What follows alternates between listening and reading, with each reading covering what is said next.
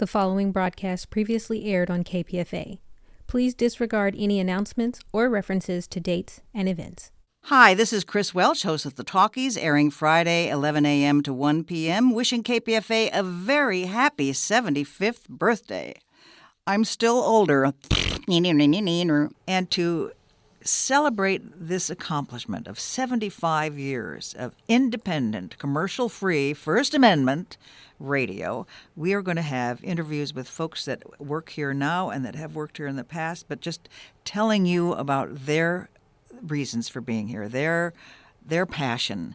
And I can't wait for the next 2 hours on this very program. You're going to be hearing from folks that my friends and colleagues here at KPFA.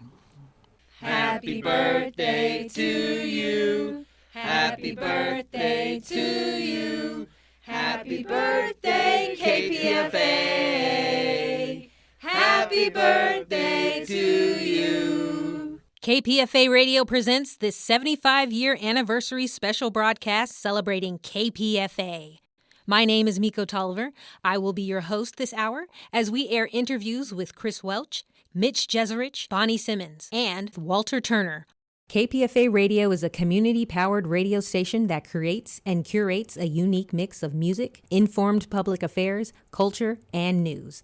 Our mission is to promote cultural diversity and pluralistic community expression, to contribute to a lasting understanding between individuals of all nations, races, creeds, and colors, to promote freedom of the press and serve as a forum for various viewpoints, and to maintain an independent funding base.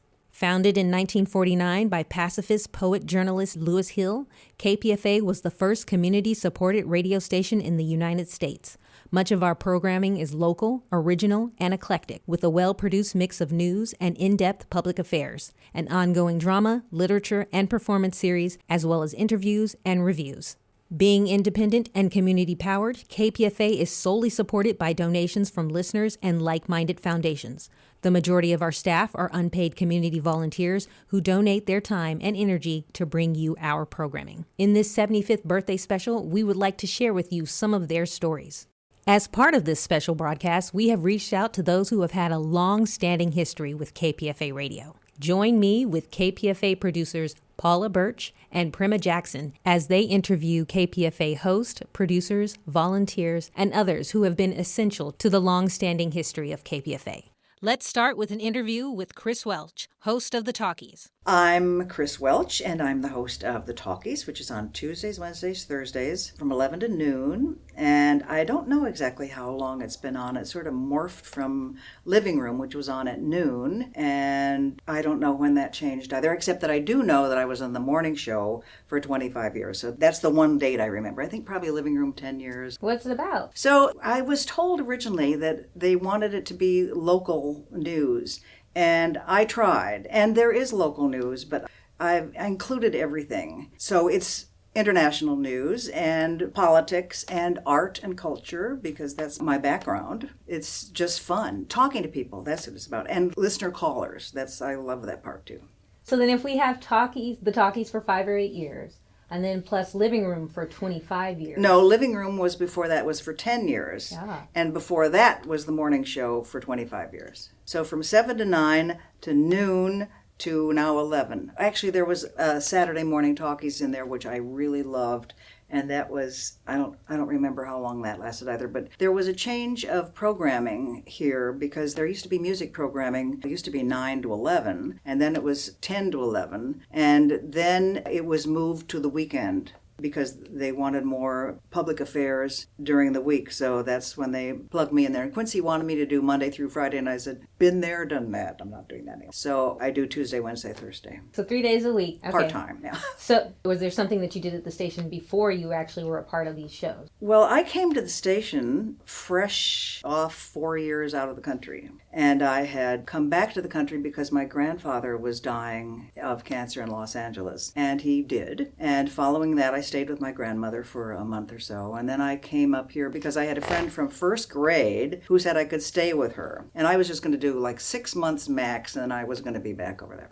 So I came up here and I knew I was very good at communications. I'd worked at newspapers in Rome and in Tehran, and I knew that if we just communicated better, war would stop. We just had to talk to each other.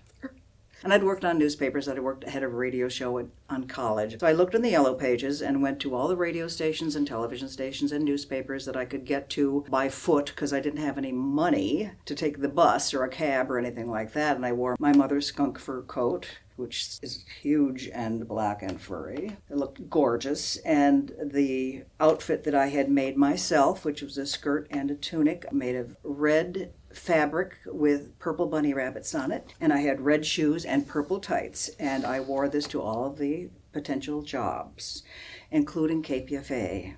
And I walked into KPFA, and the woman at the front desk, I said I was looking for a job, and she just started laughing. She said, well, what are you interested in? I said, well, women's liberation and the news. And she said, well, there's a women's meeting here on Friday, and you can come to that. Because the women had just 6 months earlier broken away from the regime, which had been prior, which all the women were secretaries. Can you imagine secretaries at KPFA? I've never seen a secretary. But anyway, they were secretaries and not on the air. So they rebelled and quit their secretary jobs, and they were fomenting revolution. So I showed up on Friday, and they were all there in like army fatigues and hairy armpits. And of course I had hairy armpits too, but that I wasn't showing. And I was wearing my mother's skunk fur coat and my outfit and purple eyeshadow and red eyeshadow. And they were like, who is this broad? Anyway, that was the beginning, and I got hooked into that and came back and started women's news. And I decided I had to learn how to run the machinery, so I started taking a class at night at KPFA and just sort of got sucked in. It was like, oh boy, this is fun. This is so much fun. And then the first paid job, I was the coordinator for women's news for a long time. Well, a long time, that was like a year and a half then. I was in my 20s. It's a very long time.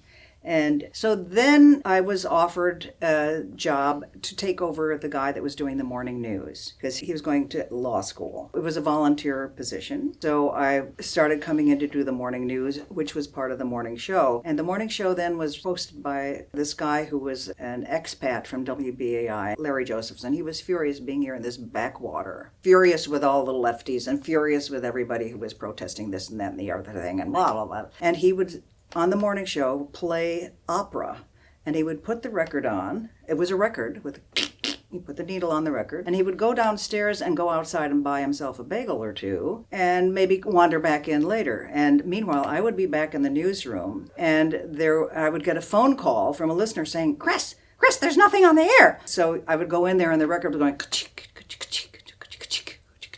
I knew nothing from the machinery, so I would simply pick up the needle and move it. But, that I could do. I didn't know anything what was on, where it was, and anything. And then we started doing the Kris and Larry show because he would make a smart-ass remark, and I would make a smart-ass remark right back. We had too much fun. And then he left.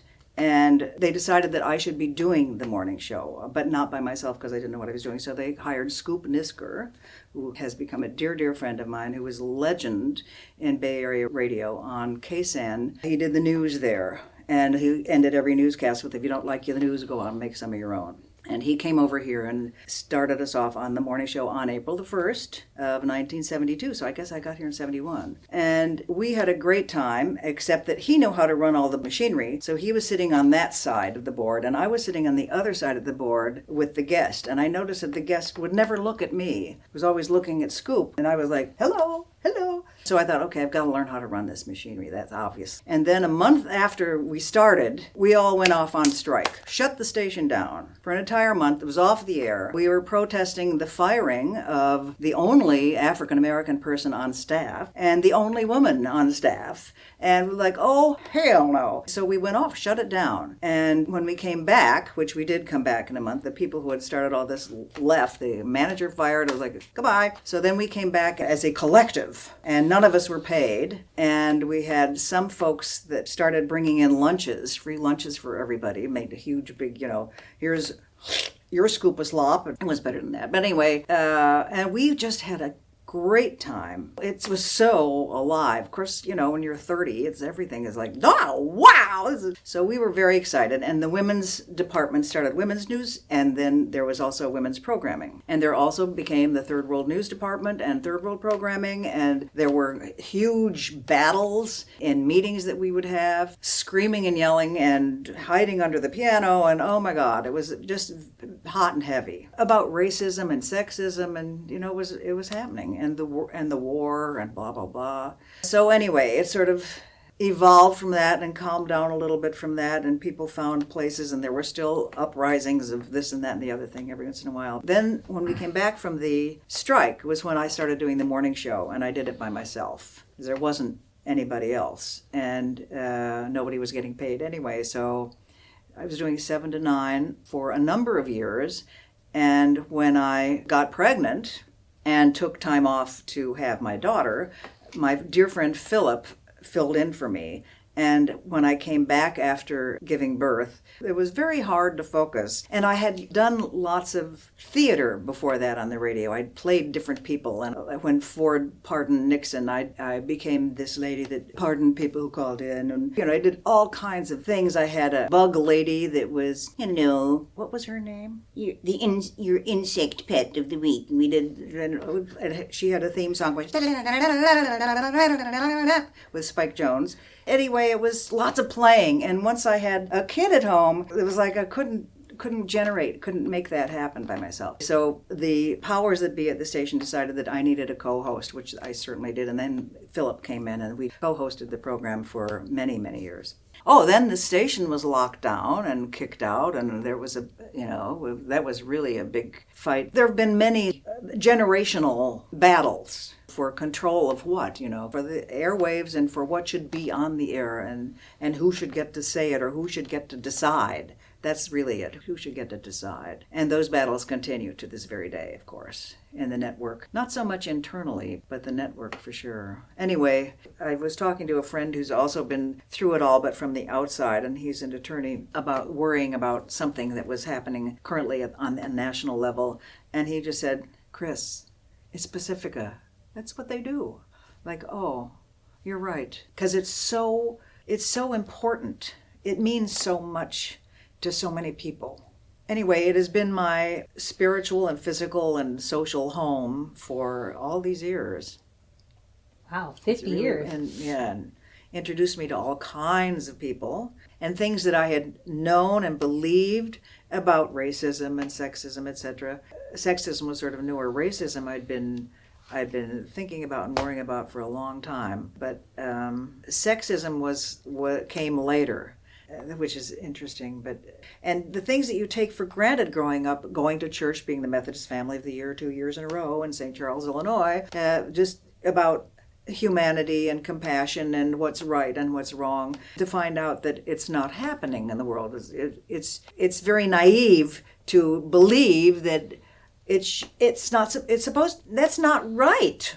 So anyway, that's still where I am, and KPFA gave me the grounding, the push. And my naivete was a plus in many of the situations I found myself in. I remember looking at one person who was arguing about how we should decide who could be on the radio. It was right when we were coming back from the strike, and there were classicists that wanted to be just the way it was before, and then there were those of us that wanted, no, there's got to be more people of color on the air, there's got to be more women. And I just started weeping because I couldn't believe that this person whom I knew and loved, who was my colleague, was so backward, that he would, what? Who was this? He apologized and said that he'd learned that I was right or something. But it really matters. That's what I'm trying to say. It matters. Who was that person? I'm not going to say. Okay, that's fair. He's very well known to lots and lots of people. And he's a wonderful, wonderful, very creative person. But at the time, he was a stick in the mud. We all have our blind spots. And that was a long time ago. That was 1973, so hello. Wow. Okay, so in the 50 years that you weren't even alive there. Anyway, go ahead. We won't get into that. But in the 50 years that you've Yes. been here, who have you seen kind of come in and out of here that's really kind of like struck with you, or you've seen them kind of go off and become something great? Or I know at one point the Governor Brown, former Governor Jerry Brown, had a show here. There was things like that. Like, what are some stories like that you've seen here? Oh, gee. And if you could start it with, in my 50 years here. I don't really pay attention to those kinds of things about who goes on to bigger and better. People have, I know, and I'm very happy for them. Actually, it's wonderful. But I don't keep track. I don't care. I mean, mazel tov.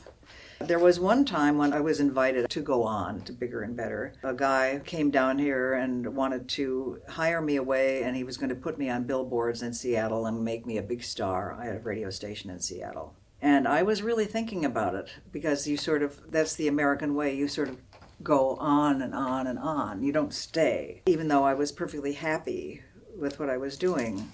And then I found out I was pregnant, and I thought, I don't think I want to go to Seattle right now. I mean, I'd leave all my friends and my support group, and I was going to be a single mom, and like, now is not the right time. And so just mazel tov. People should do what they want to do, and it wasn't my thing, so I didn't dwell on it.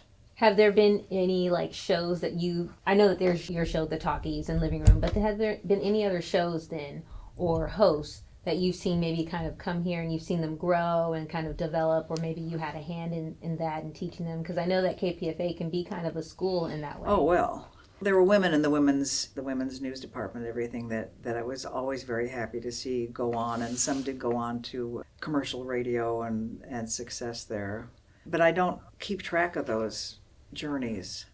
I don't know. I don't pay attention to how they earn their money or what they're doing necessarily. I don't pay attention to the business. Not so much that, more of just like in the 50 years that you've been here, and then you were saying that when you came here, the women that were here, they were just secretaries. So you've been a part of that developing and building and seen it grow from day one, the women's journey here at KPFA. So that's kind of what I want to know, like, what has that been, you kind of maybe developing the women's role here and what women can do at KPFA? Well, we've had a lot of very powerful women here at KPFA and in powerful positions. And I didn't have anything to do with any of that except that I was part of the women here. But we've had women managers, we've had women program directors, which we still do. We have women development directors. Women did everything. Women did everything here. There were more women, actually, at one point when there was one of the battles about people claiming that we weren't lefty enough or going far enough. This was not on the air. This was all background control issues.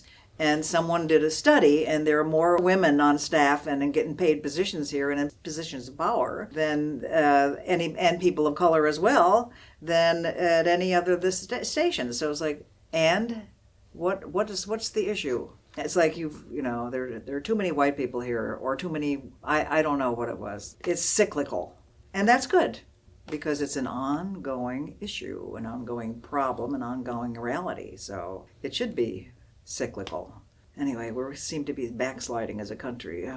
Well, we're not. We're getting there. I hope so. We're going to keep going at the fight. I think that's the purpose of KPFA, right? Well, we have to. And now that I have my dear, dear black grandson, best believe I'm so aware of what he is up against, and just how to have him be himself and have his little Aries rising temper and not, call force against him. It's so frightening. And trying to stay alive long enough to protect him, which, of course, forget that. He's got to protect himself. That was an interview with Kris Welch, host of The Talkies. And next up, we will hear from Mitch Jeserich, host of Letters and Politics, and Prema Jackson. Hello, I'm Prema Jackson. And today it's my privilege and pleasure to speak with Mitch Jeserich, the producer and host of Letters and Politics, which, as you may know, is a nationally syndicated program focusing on news, current events, and culture. And maybe more importantly, the history that forms the basis of each of those issues that are being discussed. It's been called talk radio that makes you smarter. And in 2016, Letters and Politics received the Most Valuable Radio Show Award from The Nation magazine's Progressive Honor Roll. You became part of the KPFA family around 1999. How did that come about? When I was in college, I listened to KPFA for two shows, actually. One was We the People, which was hosted by Jerry Brown, of all people. Now we're talking about sort of the mid or maybe 1994, 1995. Jerry Brown, governor of California, mayor of Oakland. But the other program I used to listen to because my roommate loved it. My roommate's a little crazy. Over the Edge, late nights on Thursday, starting at midnight, I guess technically Friday morning, sort of more of the experimental avant-garde kind of radio. And that was the other show I listened to a lot of KPFA. It blew my mind, and in a different way, in a way that just straight talking or philosophy couldn't. Again, it was very abstract kind of radio that was also funny. So, that was my experience with KPFA. And then I started working as a community organizer in San Francisco, but I didn't think much about KPFA beyond that. I wasn't a super KPFA supporter. I had donated, not every time, but I had donated, but I wasn't super involved in KPFA. It was just something that was there. And then the shutdown occurs and Pacifica locks KPFA workers out of the station. And it causes just this huge controversy. And suddenly people are flocking to the streets to support KPFA. And my friend comes up to me one day. He's like, "Hey, you want to go check out what's happening in Berkeley? Go see what's happening at KPFA?"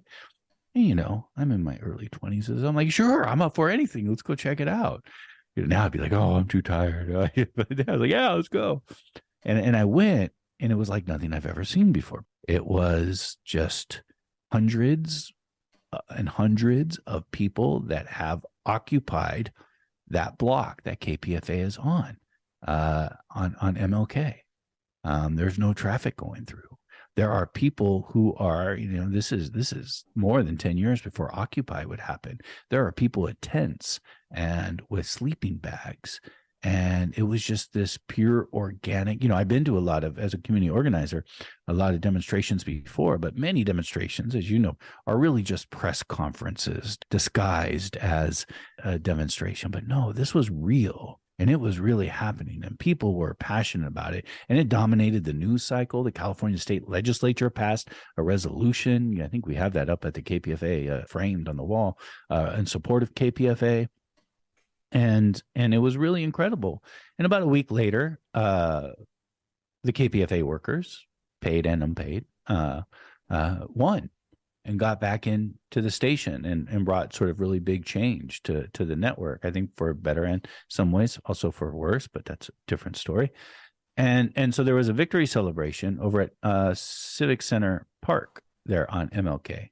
And I went to it, and 10,000 people showed up for this event of celebrating KPFA. And I was just shocked about it.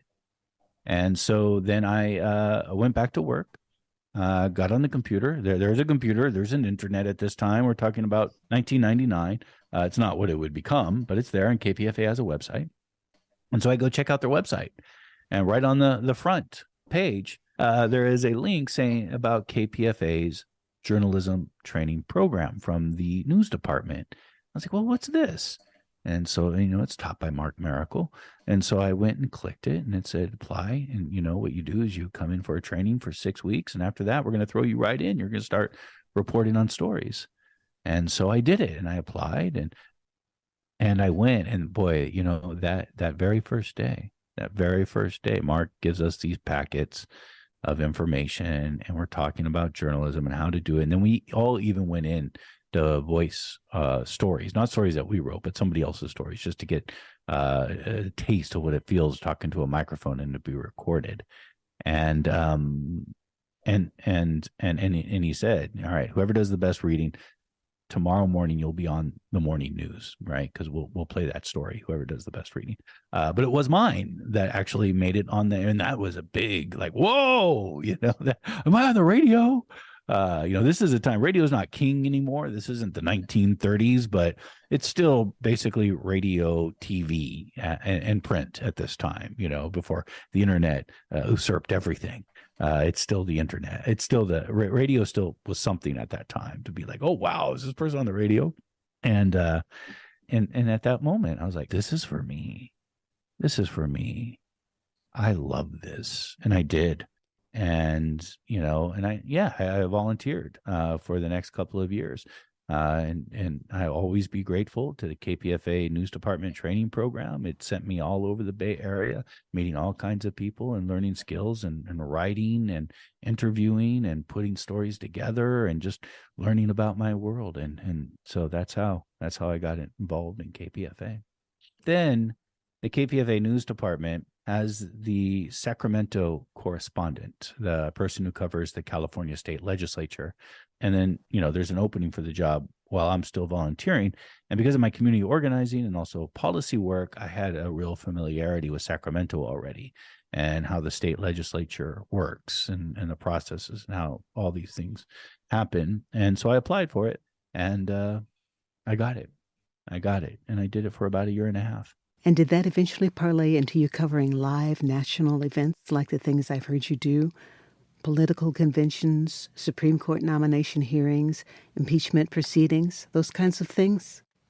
I did them at, I think the last congressional hearing that I have done live, gavel-to-gavel coverage, was the January 6th Select Committee investigating the January 6th attacks on the U.S. Capitol. This episode is a previously aired broadcast. So let's talk about letters and politics. You're constantly focusing on the historical facts and influences that lead up to current issues. And I just want to mention some of the topics that you've covered on the show. You've talked about Athenian democracy, the Ku Klux Klan, the history of pornography, the history of nuclear war, feminism, Black radicalism, queer history, and you've always had reputable authors, scholars, and researchers that you've interviewed who have written books on topics such as biographies of Putin and J. Edgar Hoover, and you've even incorporated literature such as Gilgamesh. And I mean, for such a vast and varied array of topics, I'm just wondering, do you have a team that helps you come up with these topics and research all of this?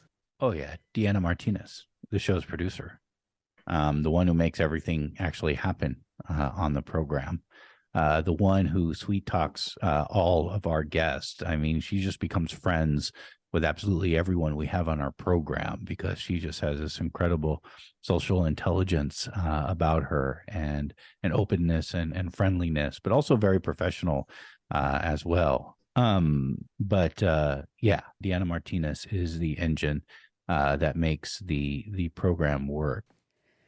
You've been a part of KPFA for a number of years, and you've seen a lot of internal, let's say, conflict or disagreement.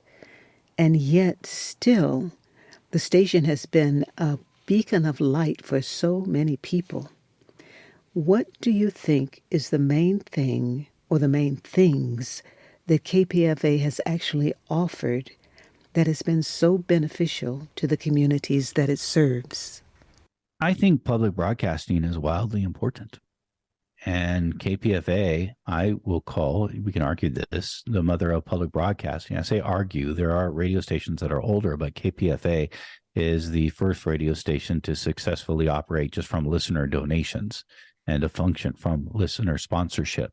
And to me, that really is what is American public broadcasting, at least the history of it. A lot of it has gone corporate, takes corporate underwritings, but KPFA still does not. Precisely because we are a non-commercial, commercial-free public radio station. We one thing we don't have to worry about is saying we have to worry about a lot of things, and we have a lot of shortcomings. But one thing we don't have to worry about is having funding pulled from us because we angered investors, right? Or a corporate bottom line. We don't have to worry about that. We will never be faced with that situation. And we also don't do programming that's just based on ratings. When you go just on ratings, and we've never really led in ratings, so it's a good thing that we don't value them. But when you chase ratings, you're basically chasing the lowest common denominator. And KPFA has always been tried to be something more than just that, right? To bring something that's educational, give something that's meant to broaden horizons. In Pacifica's case, bring something that is meant to foster understanding between people and between cultures, and to foster peace between people. These things are very important. These things, I mean, we need a media like that. And then I think it's also important for bringing diverse ideas, diverse views that you won't hear anywhere else. For example, you mentioned how KPFA and the Pacifica Network were practically the only dissenting voice in regard to the repercussions of the 9/11 attack, resulting in the war and the targeting of Muslim Americans. It showed where our heart was as a station and what was important to me. And that was important to me personally as well. And it was at that moment I was like, yeah, I want to be here. I want to be here with this radio station, because this is still a time, there's an internet, but people aren't getting their news on the internet yet. You're still either getting it on the radio, on the television, or in the newspapers.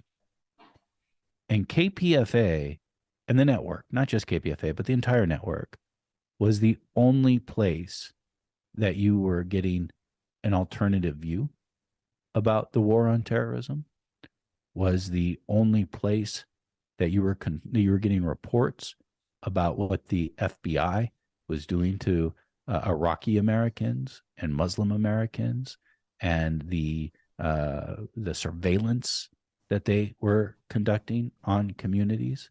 It was only in this network was the only place that you were hearing about, wait a minute, what detainees that are being held outside of the Geneva Accords for human rights, what and rules over prisoners of war.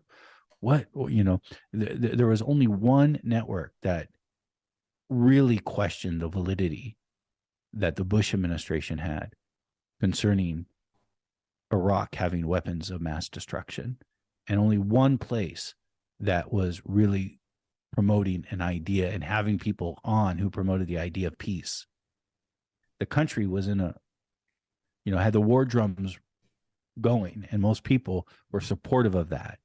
But there was about a quarter of the country that was not. And the only place that they could find the skepticism that they wanted to hear and the critical analysis that they wanted to hear was Pacifica Radio and KPFA. But during these years, KPFA made a huge impact like I have never seen before and have never seen since. And I just wanted to mention that because I think it sometimes gets lost. We just had the 20th anniversary of the war in Iraq, and I think it gets lost, the role that Pacifica Radio and KPFA played in that moment. And then I really think it's important to talk about it and remember that, because KPFA was a very special place. It still is a special place, but it was a very unique place at that time. Hopefully we'll continue to be a very unique place, celebrating many voices, many views. Mitch, thank you so much. I've really appreciated speaking with you today. Thank you, Prema. Mitch Jeserich is producer and host of Letters and Politics, which can be heard Monday through Thursday at 10 a.m. here on KPFA. That was an interview with Mitch Jeserich, host of Letters and Politics, and Prema Jackson. What's up, family? This is Kat Brooks, host of Law and Disorder, airing weekdays at 8 a.m., wishing KPFA a happy 75th birthday. Next up, we will hear from Bonnie Simmons. Today, I am very, very pleased to welcome Bonnie Simmons. Bonnie has been involved and connected to KPFA for many, many years, and I'm excited to hear about her long-running career with KPFA and her connection to the Bay Area music scene. Welcome, Bonnie. Hi, thanks for having me here. I believe I read that you are originally from the East Coast. What would you say drew you here? What inspired you to come all this way out here to California? Had met my future ex-husband when I was living in Denver and Boulder in 1967, and it eventually made sense to make my way to California because he had come back to California ahead of me. And I came out here, and had dropped out of school and taken my little car and driven myself out here and realized that I needed to get a job. And somehow, mysteriously, my first job ended up working for a very small music distributor called Vance Music. From there to working for a record distributor in San Francisco and getting to know at the same time a few of the folks from KSAN, and befriended Dusty Street and her husband, Luther Green. She hired me to be the record librarian, and thus my radio life began. I was at KSAN for many, many years. And did every job there was there except for sales. In the last few years of my life at KSAN, I was the program director. KSAN was a sort of tight-knit bunch of very lucky music people who got to be in San Francisco and be in the middle of all of the action through the late 60s through the 70s. How did you make your way to KPFA? How did that journey go from? That's KPFA is many, many years down the road. Okay. I always knew folks here and there that were at KPFA, and there was some strange connections between KSAN and KPFA because we were all doing radio in a very interesting time. And Berkeley is not far from San Francisco. So, people did commune. But what was I doing when I went to KPFA? That's interesting. I guess I think I came to KPFA in 1990. We were still in the old building. Okay. I was in the old building for about 6 months, I think, or a year before we moved over to the new buildings. Charles R. Mercanian called me one day and said that they never really did this, but that everyone told him that I would be a really good addition to KPFA, the music department, and was I interested in doing a show. And he called me back about a week later and he said, I listened to a few of your shows and I don't understand it, but everybody tells me that it's really good. So if you want to ship at KPFA, you can have one. So I took it. When you say he didn't understand it, what did you interpret that? Charles is a new music person. Okay. Pop music, not Charles's thing. Okay. But that was lovely. And I came in and I started doing 1 hour following Johnny Otis on Saturday mornings. Johnny, I remember, was not especially happy because in doing that 1 hour, I believe they had just cut him back from 3 hours to 2 hours. I see. And I remember feeling like, oh man, it's Johnny Otis. I got to kind of make this right somehow.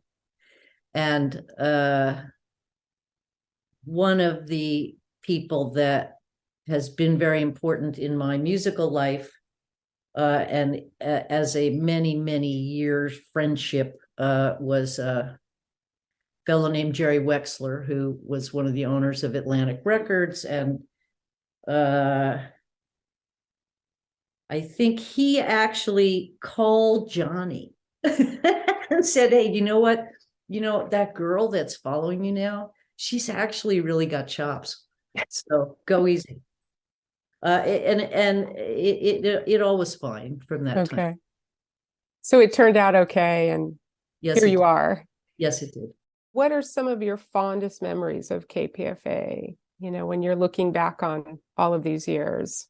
I appreciate KPFA enormously for the fact that it is even there. And people value KPFA in their lives for so many different reasons. That I just, I do what I can. to help out, and I hope that it's there for generations to come.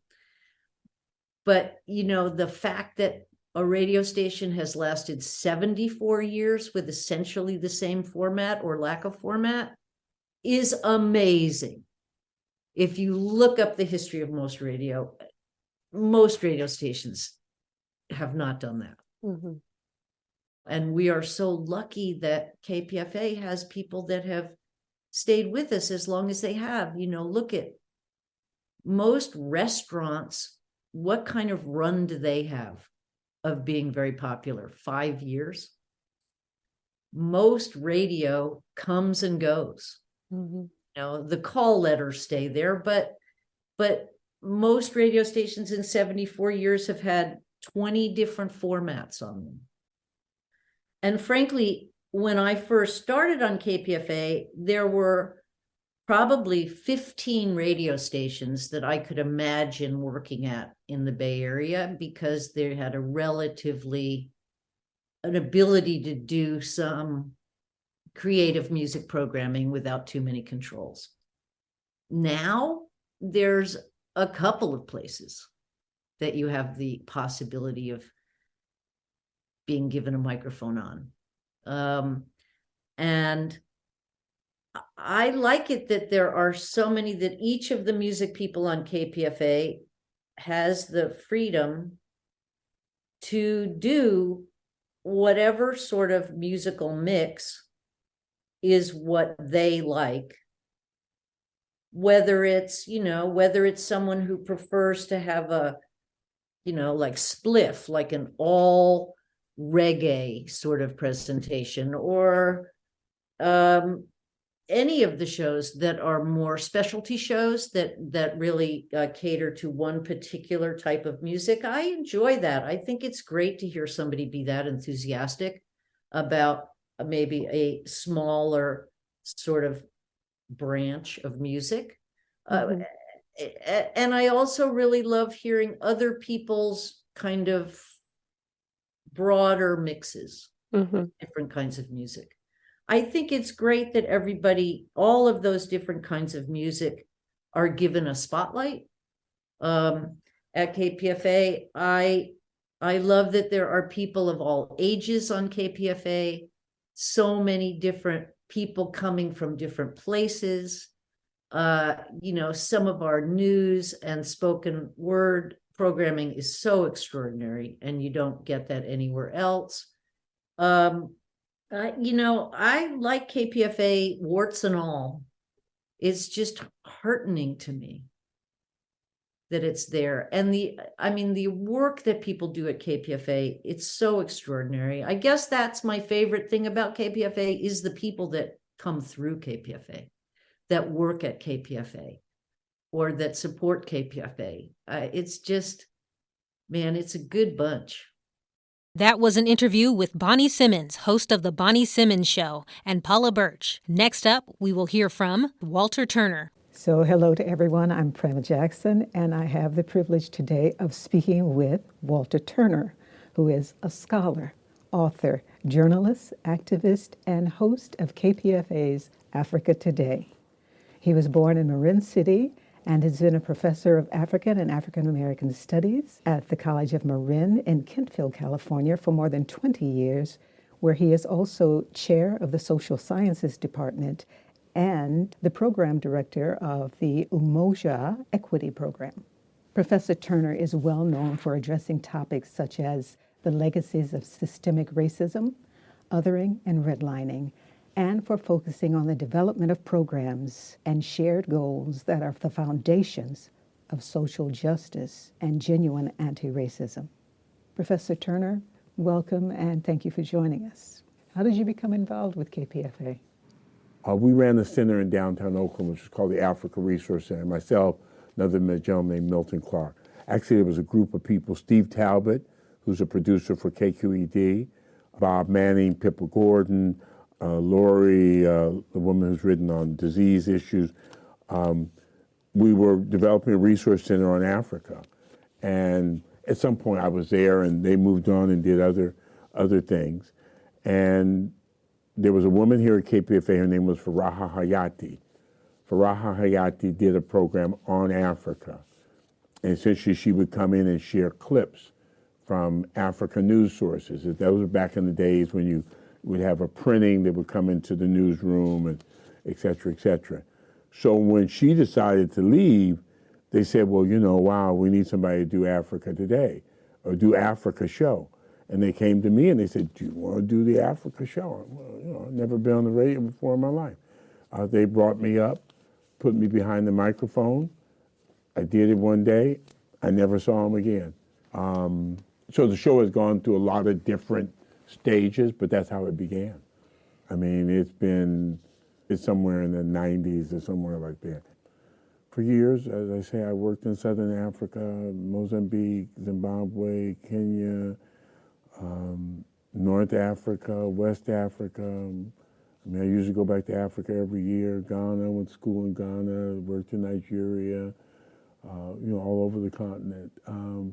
I think it fit because it was a passion that I had about getting the news out about Africa.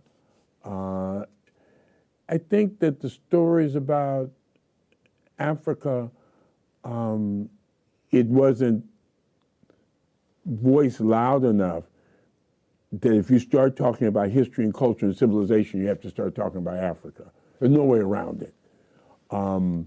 And the imagery about Africa, particularly in that period of history, throughout the 80s and the 90s, as the countries are dealing with issues of debt and military coups and the apartheid government, were very myopic, very periscope vision.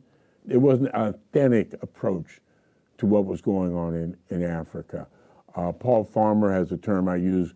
Paul Farmer calls it goofy intellectualism, meaning that people were talking about things that had nothing to do with the people who are on the ground. They had all these viewpoints and everything, but it didn't have anything to do with people on the ground.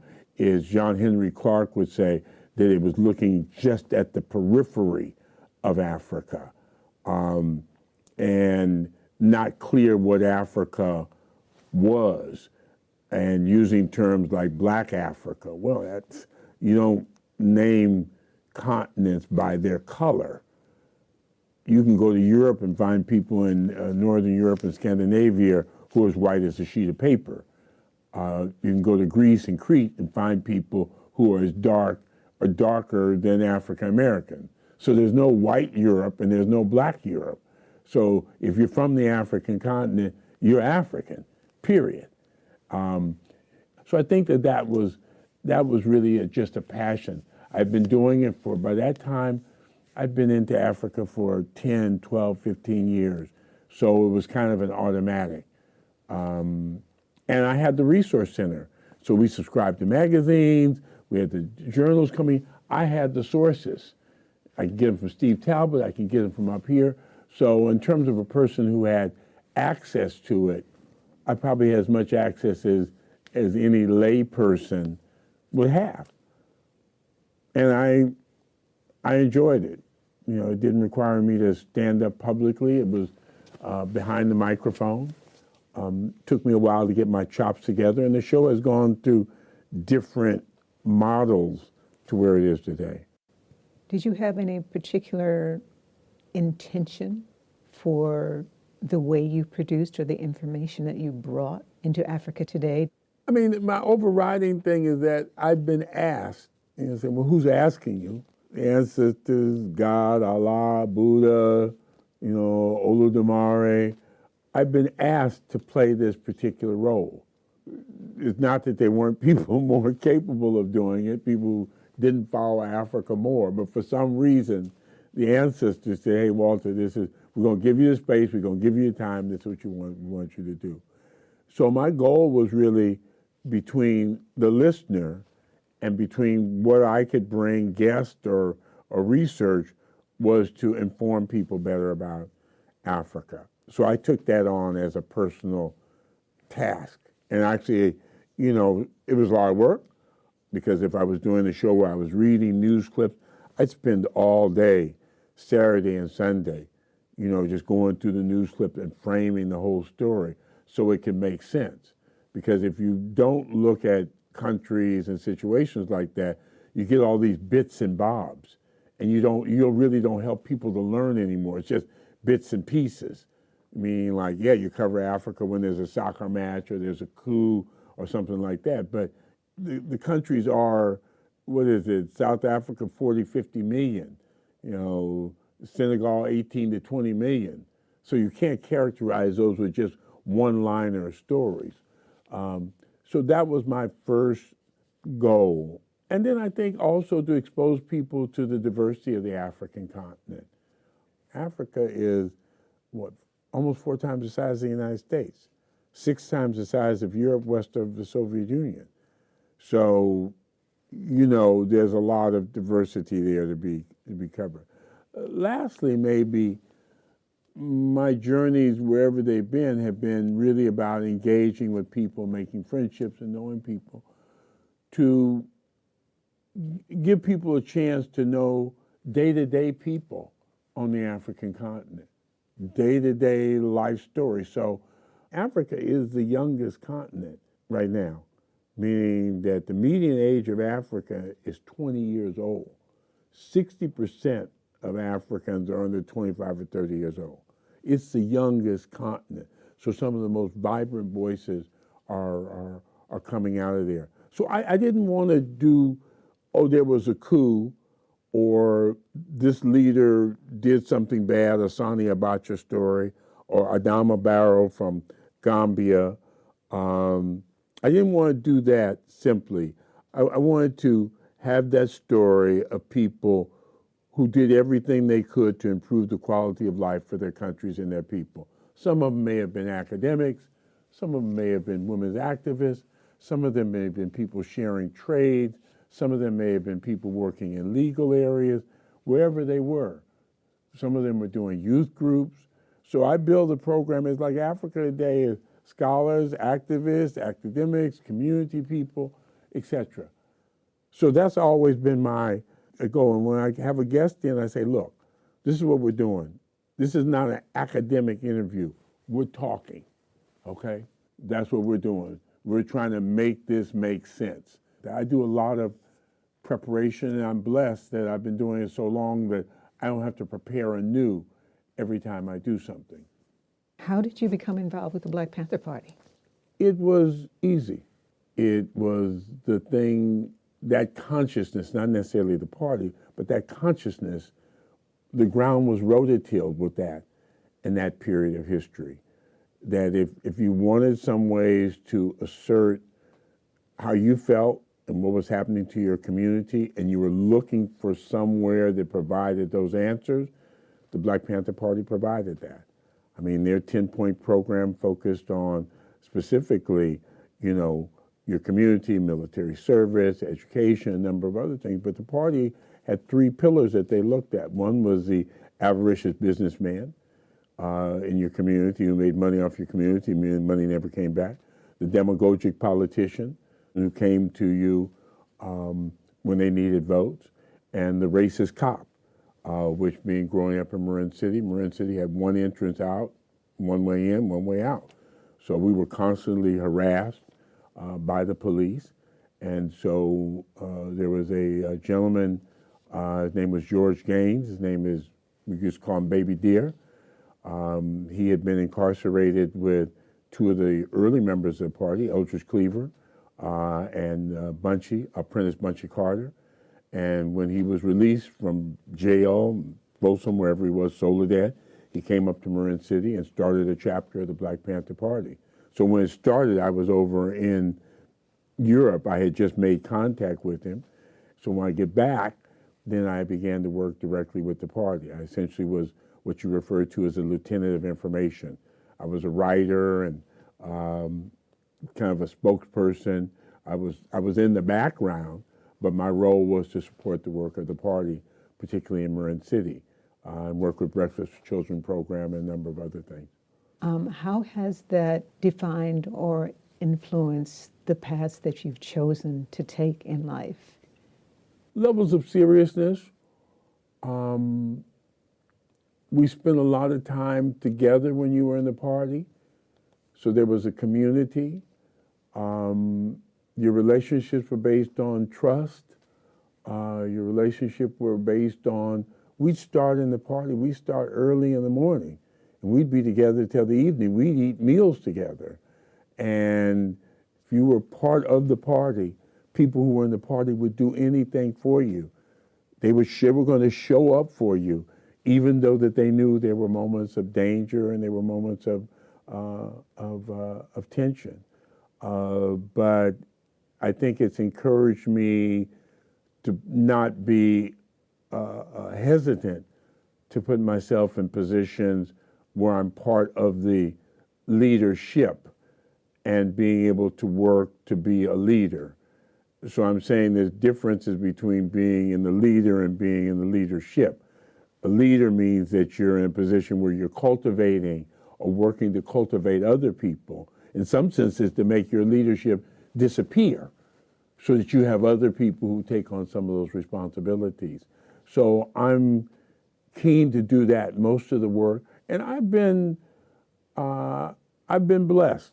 The ancestors have made good choices for me.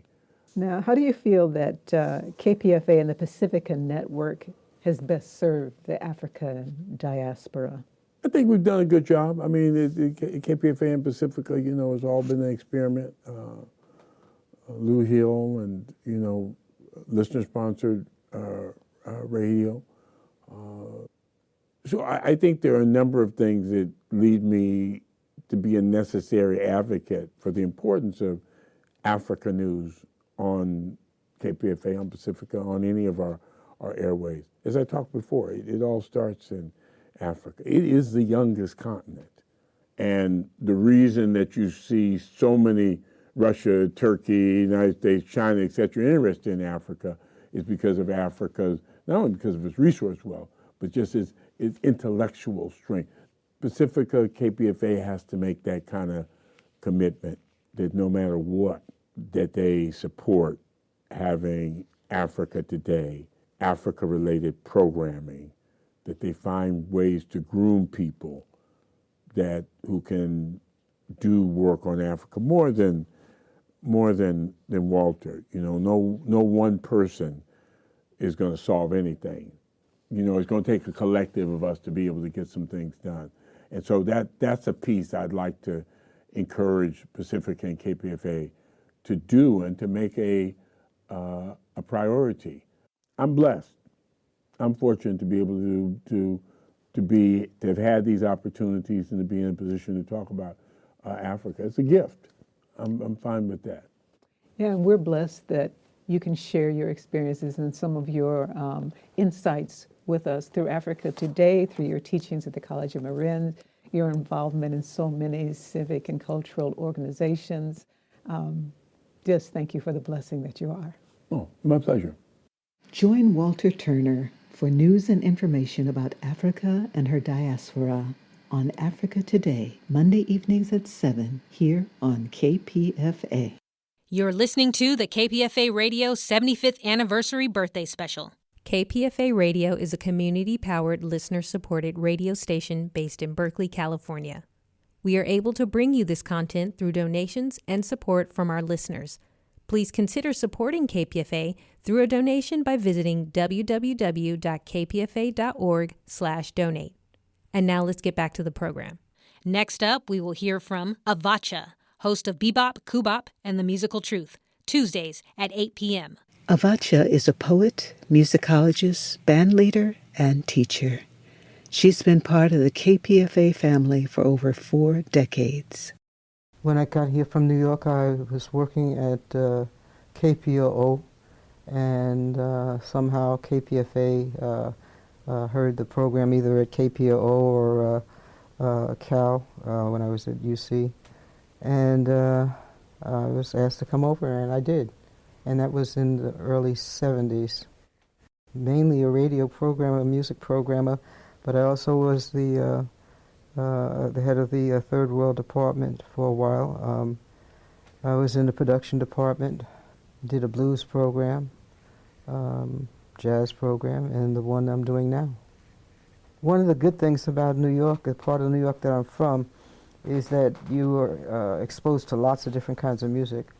Folks forget how close New York is to the South. It always makes me laugh when I hear about people running north to New York, which was one of the most segregated places on planet Earth.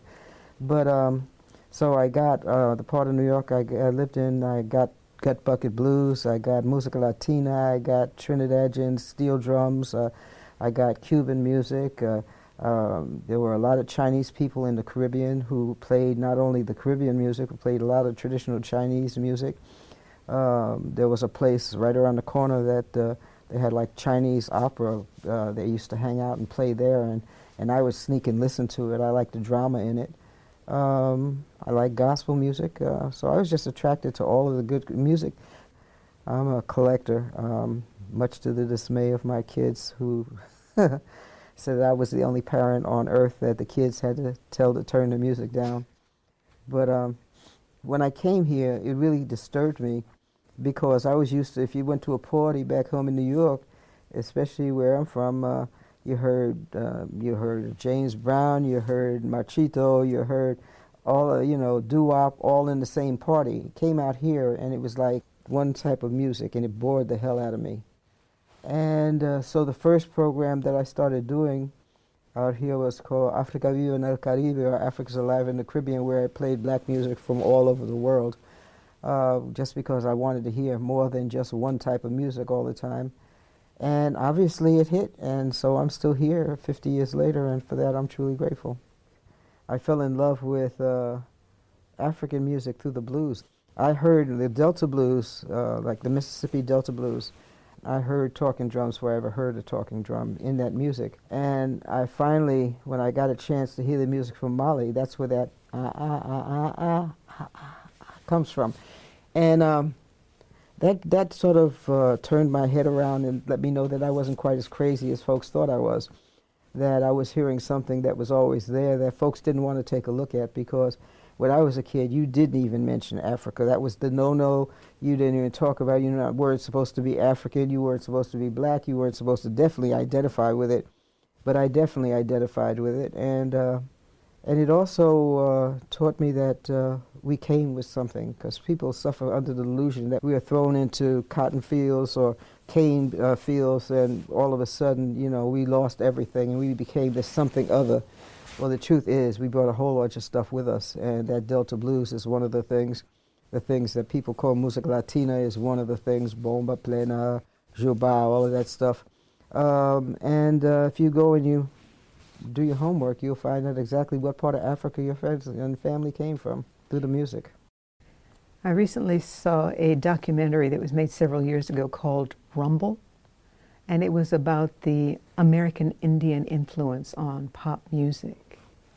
Major. And they were taking it all the way back to the drums and the soulful sounds that come from the heart, and how, it all meshed with Howlin' Wolf, and how the Rolling Stones, like Mick Jagger, was so enamored with Howlin' Wolf and tried to take that style and the moves, the dance moves. So yeah, there's a lot of depth in there that we just have kind of lost touch with. Well, folks, the person who wins the war writes the history, unfortunately. But Native Americans, indigenous folks from the Americas, and people of African descent from the Americas, if you took them out, you would not have a culture in the Americas, whether it's the States, Argentina, Colombia, whatever. And I can't say enough to praise those ancestors. So, your poetry has been just beautifully received, and people have some wonderful things to say about it. I'd like to just read a couple of quotes of what people have said about your poetry. You can hear the music in Avotcia's poetry. She combines a fierce, persistent, and consistent passion for justice with the beauty of words, sounds, and images that can take your breath away. So, wow, thank you. We'd like to hear some of your poetry. Okay, this one. This is called True Confessions of a Sound Junkie. It's from my book, With Every Step I Take Two. and hopefully folks get a copy of it. I am a bona fide sound junkie. Call me a child of music. I was created, born to the tune that called two very beautiful but incompatible dances together, to make love, to make me, to the rhythmic humming of rusty bed springs, and on that night, the slippery moans and warm sweat sounds of their love dance became the song that is me.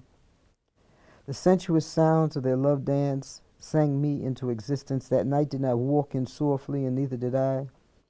I came with all the fire and wild passion of a hurricane. Like a shy tornado I came. I heard music and the rustling of newspapers in the streets, and a symphony in the sound of dripping water. Every squeaky door and leaky faucet had its song to sing. I even heard music in the dice games on the corner. I ran wild and free like the doo-wops and mambos, kaizo, calypso, boleros, and gospel, bomba, sambas, blues, and jazz. Sweet, uncontrollable melodies that were everywhere. Melodies that drowned the filth of city streets but always left a place for me in the silence between their notes. And every time I thought I'd lose it, cool as the racket was more than I could stand, Spirit said, listen. Listen, listen for the rhythm, listen. It's there, listen. All around you there's music everywhere, listen. Find the rhythm. Listen to the rhythm, and when you become that rhythm, you'll find that noise is only a lonely sound. Sound, sound, sound, sound, sound, sound, sound, waiting. Waiting, waiting for someone who does more than just hear with their ears. Spirit said, listen. Noise ain't nothing but a lonely sound. Sound waiting, waiting impatiently, waiting, looking for a friend, and I knew that I could be that friend, that wild and crazy friend, who's not afraid to grab the stage and let the people know noise ain't nothing but a lonely sound. A lonely sound waiting for a song to sing, waiting impatiently, waiting, searching for that somebody who listened long enough to make her want to sing, someone like me, someone like you, someone that knew that noise ain't nothing but a sad and lonely sound. Sound, sound, sound, waiting. Just another naked note, looking for some clothes. Beautiful. Now, to do justice to all that you've accomplished, I just want to let people know that you're not just a musician and a writer and a DJ, but you're also a band leader, a photographer, a teacher, and a theater director.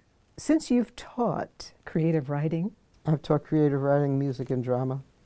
So you've taught in schools and you've taught in prisons as well. Yeah, I was taught in the penal system for over 20 years, yeah. I would like to ask you what ideas and concepts you'd like to put out for aspiring artists to consider. An aspiring artist, as you know, could be anybody: musician, poet, dancer, singer, baker, painter. Well, I think there's a lot of fantasy about what artists are. The reality is that we work real hard, real hard. And the fantasy is to be a good artist, you have to be a dope fiend or a drunk. And I was stupid enough at one point in my life to have been that person who did both. But I've been clean and sober now 52 years. And to be a real artist, I mean, when I was driving, the back of my car is a bumper sticker, real artists have day jobs. I've done everything from be a farm worker, I was a barber, I've been a waitress, I taught school, and what have you, so that I could maintain that creativity. So if people are ready to take that journey, if they haven't had the encouragement from their family, then they really are going uphill against the wind, then be ready to be working double time, because you will be. To be a very serious artist. It's not all peaches and cream and shiny lights and what have you. And if that's the reason a person becomes an artist, they're working very dangerous territory, because they can be misused. They can be played like a yo-yo by whoever's pulling strings. To be a real good artist, you have to be doing it for a higher cause, and I believe. And you have to be ready to put in a lot of work. It's bigger than me. I'm very grateful for having the muse smile on me all of these years. Now, you've been with KPFA for a very long time. What, in your opinion, is the best thing or things that KPFA has done or has offered to our listening community? Well, some of those things, it took battles to happen. When I first got here, the engineering department, which is what I wanted to get into, was male, period. And so any woman who really was interested in production or engineering had to work on the side and get stuff because it wasn't happening. Then I'm very grateful a couple of people wound up in the engineering department. And fortunately, one of them was married to a woman who was fanatical about becoming an engineer, and that sort of changed things around. And once she got in, then several others got in. So that thing, I think, is very good, that because a lot of people don't have opening for women technicians in media, whether it's engineers or whatever, the technical side of it. So that, I think, is KPFA's one of its biggest gifts. The other thing is the apprenticeship program, I think, is wonderful. I think it's really, really good. And there were several people who really fought hard for diversity in the station, and for that I'm truly grateful, because I was a weird cookie when I came here. And there were a couple of people who went out of their way to support me in that endeavor. So I'm very grateful for that. And Native American stuff was considered folk art. So when I was head of the Third World Department, I deliberately went and got some Native Americans to talk about Native Americans who are here all around us all the time. And then we had a thing at one point called Third World News, where we had a newscast, and we had several different languages. It ran for quite a while until some of the powers that be got rid of it. But it was a great thing. And I guess that one of the things, the documentaries, Addie, I miss her so much.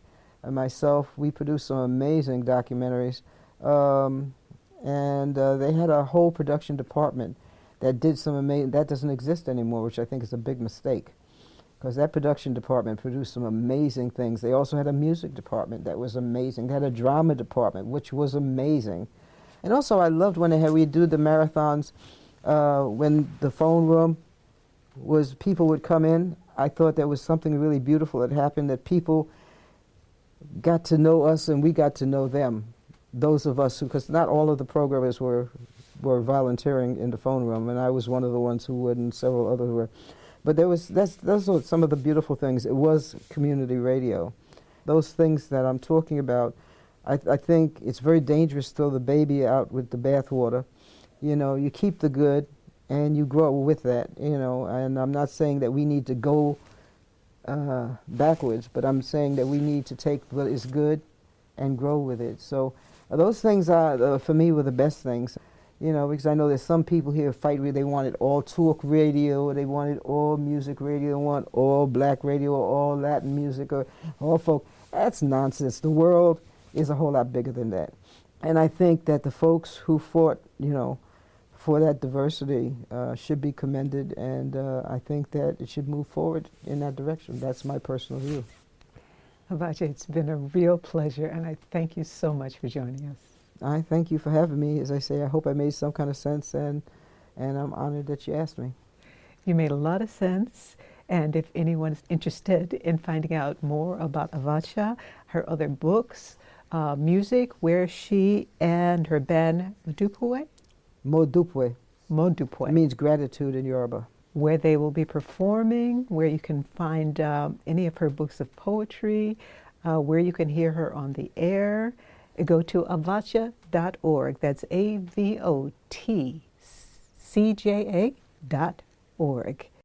Avotcja is the host of Bebop, Kubop, and the Musical Truth. You can join her Tuesday evenings at 8 here on KPFA. Next up, we will hear from Kevin Vance, host of Across the Great Divide, Sundays at 11 a.m. Today, here at KPFA Studio, I am very pleased to welcome Kevin Vance. Kevin has been involved and connected to KPFA for many, many years. He has, in fact, been connected to KPFA for more than half of the 74 years it's been around.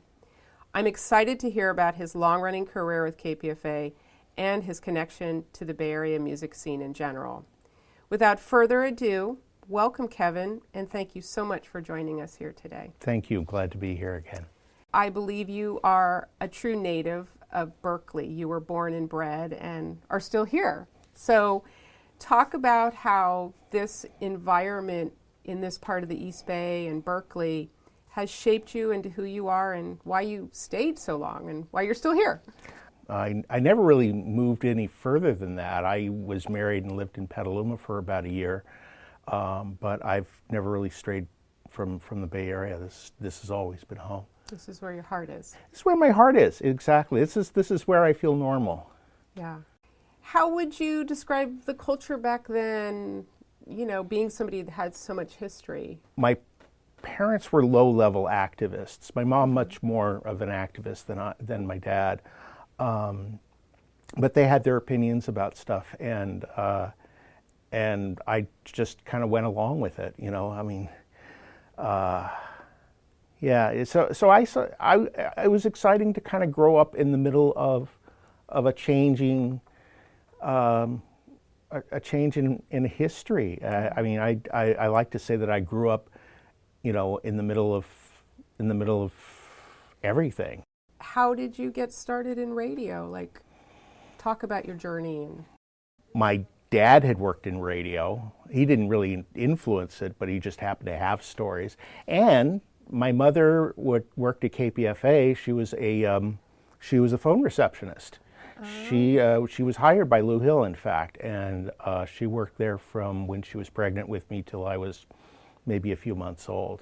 So, wow. So I mean, that's the other part of the lore of me and KPFA, is that I was there as a baby, you know. And I mean, there's some silly rumors about, but and I deny them categorically, even though I started them myself.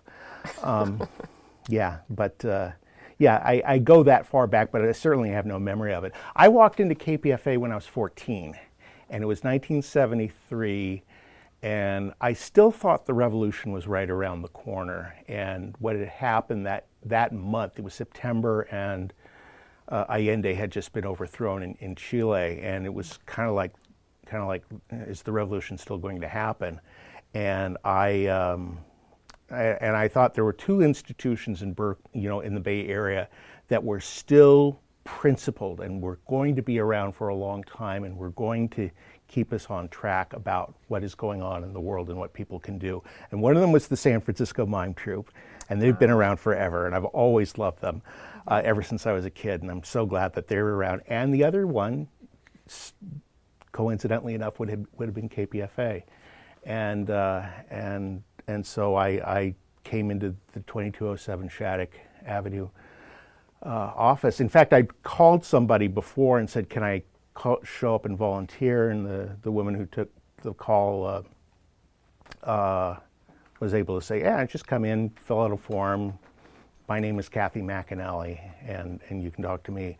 And Kathy McAnally was a trailblazer. She was like one of the first women reporters to go into, you know, the men's locker room at a professional athletes team, and you know, and was professional, and was like, I love the sports and I want to carry this, you know, she was an important, she's the reason why a lot of women are in television journalism today. Wow. Because she was one of the trailblazers. Wow. KPFA was full of amazing people, and I knew that then. I mean, my mom had told me stories about people who were around in the 50s, you know, when she was there in the late 50s. But I'd been listening to them KPFA since I was like 10 years old, and I was already hearing, you know, oh, Pat Roberto, there's another name, and Bill Schechner later on, who just passed away. He was one of my heroes. So, yeah, I walked in at a time, again, part of history, and I wanted to be part of it. Well, and it sounds like you found your people. I did. They were my people. They really were my people. KPFA people in the 70s were my people. Yeah. I was them. They were me. You've been here, like I had said, more than more than half of the 74 years. Yeah. So you've obviously worn a lot of hats, done a lot of things since you started. Talk about that. Answered phones a lot. I was sometimes the regular person who was answering telephones and taking messages, and I was. We had for a while something called the program council, where a paid staff person, usually a department head, and one volunteer unpaid staff member of each department inside the station were members of the program council, and I represented the administration side because I was best known as the receptionist. I didn't get a regular show right away, but I stayed close to people who were doing shows and learning from them, learning music from them, and learning techniques on the radio and actually watching how radio is done. So I got to be pretty good at doing other people's shows. So I was kind of like the designated substitute host. So if they needed somebody to do the reggae show, I would have enough Jimmy Cliff and Bob Marley and some obscure stuff, either in the KPFA library or my own library, or stuff that was lent to me to be able to do, the reggae show or a classical music show or folk music or world music or just anything else. And I just got to know basically enough to be able to do substitute work. Talk about how you did get across the Great Divide, like how that kind of fell in your lap, came to you, whatever it was, and because you've been doing. Tell us how long have you been doing that show? I've been doing radio. I've been doing a regular show now for about 30 years, and Across the Great Divide was Robbie Osmond's show when he started it in the mid 1970s, and he had built quite a following with that show. He named the show after a song by The Band, and he was friends with Kate Wolf, who was a folk musician who lived between Berkeley and Sonoma County, and she had written a song with the name of the show as the title, and it became the theme song. I had disappeared from KPFA for a few years in the 80s, and then a friend of mine inside KPFA started asking me to do substitute hosting for a show Monday mornings at 5 a.m. and I'd be on for 2 hours just doing whatever I wanted, really, because that was the kind of show that she was doing. And that show was called As Clouds Roll By, and after about a couple of years of doing that, I was getting some attention. I would pitch even when I didn't have to pitch or plug, and ask for subscriptions at 5 o'clock in the morning, 7 o'clock, just before 7 o'clock in the morning. It wasn't necessary to do pitching, but I would, and I actually got people calling and subscribing. So I kind of stood up and got noticed. That block of programming was created in the morning called First Light, which was 5 to 7 every morning, and I did one day out of the week, and it was 5 volunteers, 5 unpaid staff who did the show each day of the week, and I was always the regular Monday person. I was able to go away for a few months, either working a job or going back to school, and then that came to an end, and I was able to come back on another day on Thursday. So I had, so I was a known quantity. Yeah, I was pleased to, be part of. And I'd known there were other people who were starting to play folk music at KPFA in the 70s, and I learned a lot from them. And yeah, so I think Lenny Bruce once said, I don't have an original thought in my mind. Everything I know is something I got from somebody else. And that's kind of, like I said, like a sponge. Yeah. Yeah. I picked up from everybody. Okay. A little bit here, a little bit there. A little bit here and a little bit there from this person, that person, and so on, yeah. This episode is a previously aired broadcast. In terms of your Cross the Great Divide, how do you curate your show? Like, how do you pick your music? Where do you get your inspirations from? There's a certain character to that show, and I've also found that every person does things differently, just like a musician. I found what worked for me, what I liked, and I found that there were audience members who also liked. There was a certain amount of gentleness.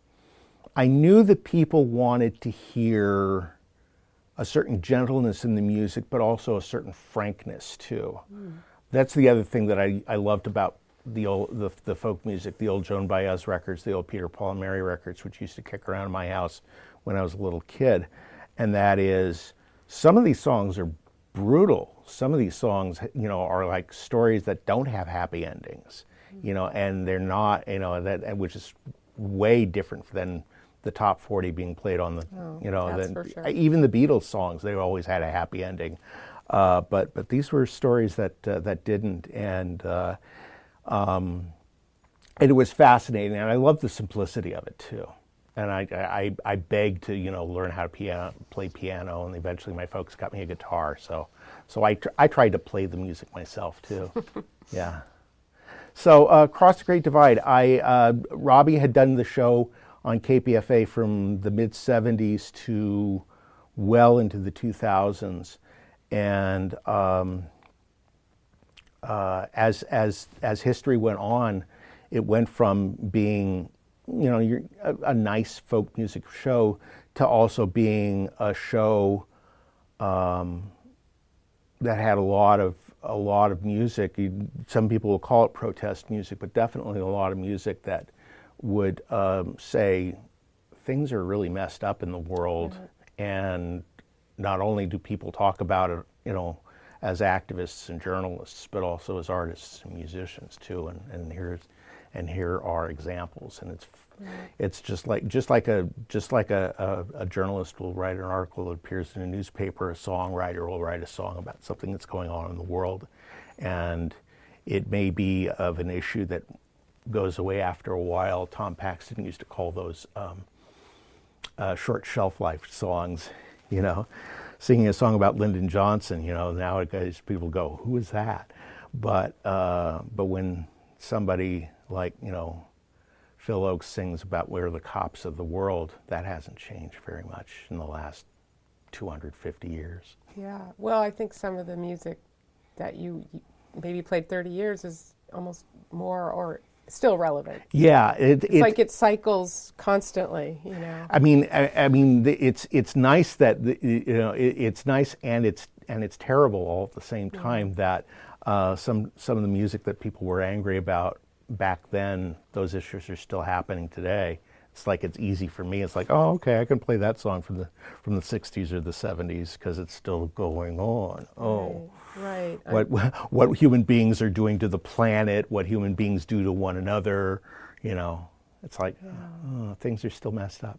Has it always pulled from like a larger swath than folk music, sort of, because there's a lot of international music that you pull in? Yeah, I love it all, and I would even be. I made a point to get to know all kinds of music, so I got to know a little bit about jazz and a little bit about classical, and KPFA. Between KPFA and the Berkeley Public Library, there's just an endless wealth of knowledge of music that you just will not find anyplace else. What would you count as some of your fondest memories here? I remember being around. I loved being around for times in history. I was around for when Patty Hearst was kidnapped. I was around. I remember being in the hallways when it was announced that that Saigon had fallen and that the war really was over in 1975, and people yelping in the hallways. I love being here at important times in history. I also have fond memories of just all the people that I've worked with. I had more socializing with KPFA than I did in school, so I fell in love, and I have fond memories of that as well. And that's, you've been here like we talked about almost 50 years. I've been here. So that's a long time to remember every detail. People will ask me, how are things at KPFA? And I'd say, well, you know what? I'm only there 5 o'clock in the morning on Mondays, or I'm only there at 11 o'clock on Sunday morning. So it's nice and quiet. Right. So, but I've been around KPFA when things were not nice and quiet, and I was sometimes a part of that. Sometimes I avoided it, and sometimes I couldn't avoid it. But I even learned from that too. Well, it's like a family. It has its ups and its downs. It and really you just is. sort of, you roll with it, and sometimes you can be engaged, and sometimes you have to distance yourself.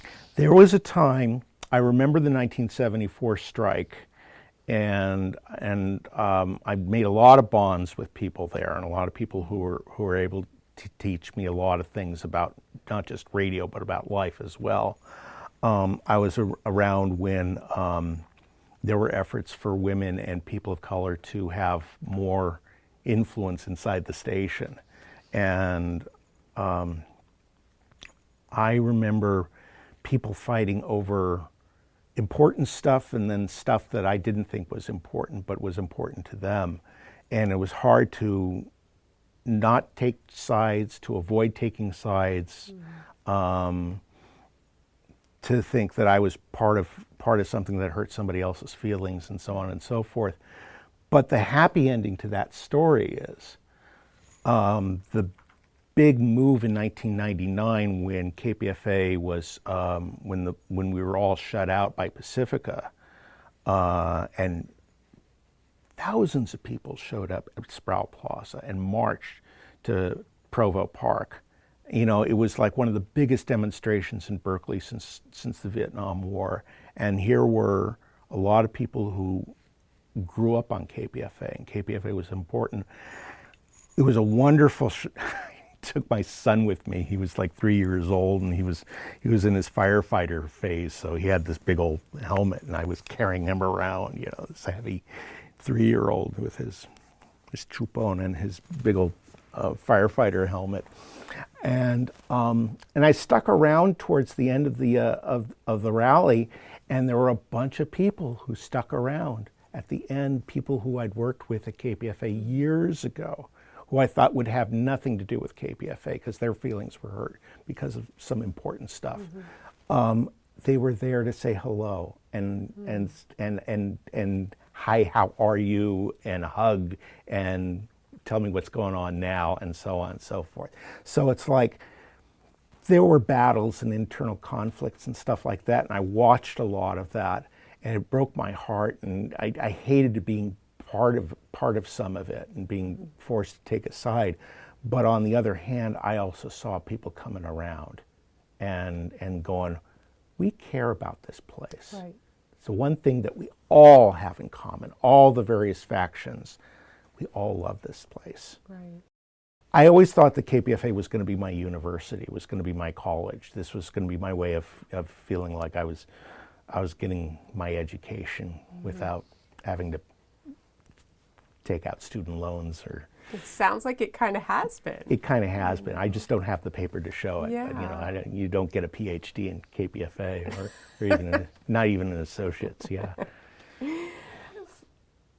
What kind of imprint do you feel that you are going to leave on it? You know, because I kind of look at the time you've been. I mean, you're kind of a legend at KPFA. I would like to think that I was able to be one of the calming influences. You know, that there were moments where I could have been dragged into a conflict with somebody, and I chose not to. I found a diplomatic way around it. Little petty things, you know. We were mad at Pacifica. Here's the story. I don't know if this will make it into the video. We at KPFA were mad at Pacifica because of all kinds of injustices. And I was the board operator, and I needed to, I was actually the music programmer, which is a little bit different than being a board operator in that I'm only doing this for my own show, but there was no other board operator around. I knew how to be a board operator. So there was something technical going on with Democracy Now! And I asked one person's a piece of advice, and then that person was like, the heck with them. You know, that's not the language that he actually used. I'm keeping it clean here. Thank you. The heck with them. You know, they're Pacific. And instead of, you know, so their attitude was don't help them. And my attitude was, wait a second, this person or this part that, you know, this fellow programmer, you know, 3,000 miles away might be a potential ally. So instead of being a jerk to them, let me be kind to them, you know. And you know, little moments like that,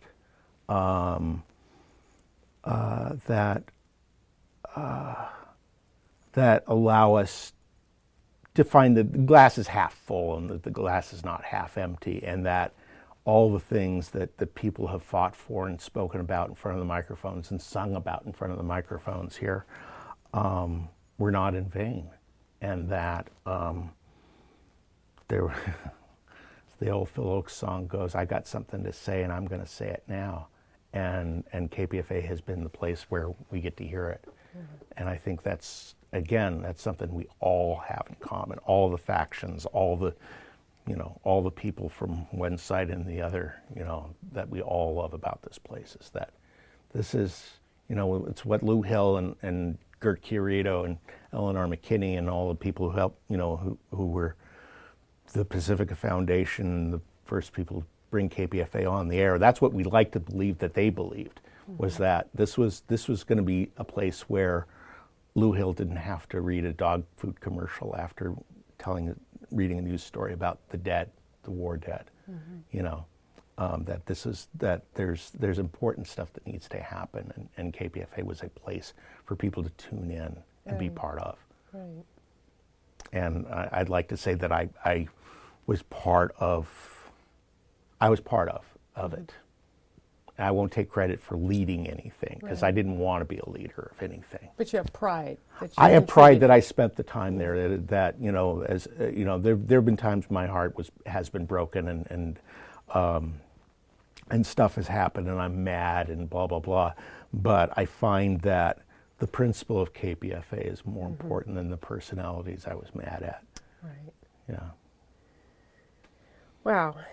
Well, seeing as we're talking about the 74th anniversary and we talked about your legendary status. Yeah. What do you envision for the station going forward, given what you're talking about, what you feel it is about and what it has been about? I would like to believe, I would like to not believe the scuttlebutt that says that radio is a dying thing. People say newspapers are a dying thing because of the internet and so on. I would like to believe that radio is not dying like the newspapers are dying. It is said by people who certainly make more money than I do in the broadcasting industry that that people are tuning away from the radio, and that all radio, KPFA and everybody else, that we're turning into dinosaurs, and I refuse to believe that. And having been I listened to shortwave radio when I was a little kid, so I did everything but being a ham. So I know how important radio is, not just in, you know, industrialized United States. I know how important radio is, you know, in the far-flung reaches of every place else in the world. For some people, that's their only contact. Right. You know, and that radio is not going away because of how important that is. Okay. And KPFA will be around. I think. I love it. I have a friend who sees things and says, "Oh God, how long do you think KPFA is going to last?" I said, "KPFA is going to last a nice, good, long time," because I remember 30 years ago and 40 years ago and even 50 years ago when people said, "Oh, we're sinking, we're going down, they're going to take us down," blah, blah, blah. And you know what? They haven't. They haven't. So you have faith. I have faith that KPFA is going to be all right, and that radio is going to be all right, and community broadcasting is going to be all right, because there are enough smart, passionate people who work in front of the microphones and behind the desks to make sure that it happens. I think KPFA is going to be all right. Don't be afraid of new things, and new things and new people and new ideas and new people in the community. Don't be afraid and bring them in and listen. Hi, this is Miko Lee, host of Apex Express, airing Thursday nights at 7 p.m., wishing KPFA a happy 75th birthday. Next up, we will hear from Dennis Bernstein, host of Flashpoints, weekdays at 5 p.m. Dennis Bernstein is the producer and host of Flashpoints, KPFA's award-winning frontline news magazine. I guess it is around 1970, and the whole anti-war movement was breaking out. And I guess I was sort of a senior, I guess, in high school or something. And I had fallen in love for the first time. And I was invited over to my girlfriend's house, and she had this massive poster on the wall. And essentially what it was a letter that a soldier had sent back from Vietnam to his mom. And he died. He was killed in action before the mom got the letter. These are sort of classic war stories. And she had it was a whole wall picture of, remembering this situation. And she says to me, "Do you know what Vietnam is?" I said, "Vietnam what?" For me, I was an anti-communist, turn the clock back on the killers. She said, "You don't know what's going on in Vietnam? You don't know what an illegal war is? I don't even want to talk to you. Get out of here. Learn something and come back and talk to me when you know something about what's going on in the world." And I began to listen to Pacifica Radio.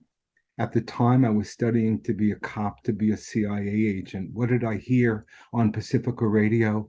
Philip Agee, the first CIA officer to go rogue against the agency and talk about the agency, how the agency had been overthrowing governments for 30 years, including governments in Africa, the kidnapping of Lumumba. This was all like new world information coming to me through this alternative radio voice. And then what I began to hear over the airwaves really changed my mind. And I fell in love with Pacifica, with radio. And I said to myself, very soon after that, I'm going to do everything I can. I want to work for this place. That's the kind of work I really want to do. I thought I was going to be a cop fighting for democracy. No, I'm going to be a truth teller fighting for democracy.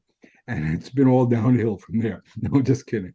When you listen to BAI, one of the things that I loved, it was during the Vietnam War that I really started to listen. And there was a concept that Pacifica had, that the news would be as long as it needed to be. So one day it would be 48 minutes. The next day it would be an hour and 16 minutes. And there was this beautiful system they had in New York they called it miscellaneous. And you'd hear the announcer say after the newscast, "Well, we're now running an hour and 16 minutes behind schedule. The next show, which was scheduled to be on like 2 hours ago, is coming up."